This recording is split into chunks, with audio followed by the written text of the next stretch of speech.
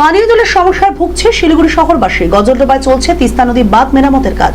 শনিবার সেই কাজ পরিদর্শনে গেলেন মেয়র গৌতম দেব। দিবারাত্রি কাজ করে 15 দিনের মধ্যে এই বাঁধ সংস্কার করা হবে বলে জানান তিনি। তিস্তা নদীতে হওয়া হরপা বানের ফলে ক্ষতিগ্রস্ত হয়েছে গজলডোবার অবস্থিত তিস্তা নদীর বাঁধ।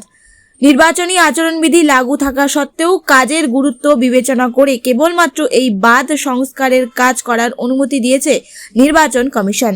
সেই মতো 10ই মে বাঁধ সংস্কারের কাজ শুরু হয়। এদিন সকালে পুর নিগমের আধিকারিক সহ ডেপুটি মেয়র অন্যান্য কাউন্সিলরদের সঙ্গে নিয়ে ওই কাজ পরিদর্শন করেন।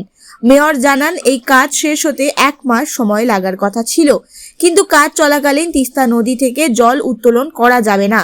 মহানন্দা নদী থেকে জল উত্তোলন করে শিলিগুড়ি শহরের পানীয় জলের ব্যবস্থা করা হবে, ফলে জল সংকটের সম্ভাবনা রয়েছে। এই বিষয়টি বিবেচনা করে দিবারাত্রি কাজ করে 15 দিনের মধ্যেই কাজটি শেষ করা হবে।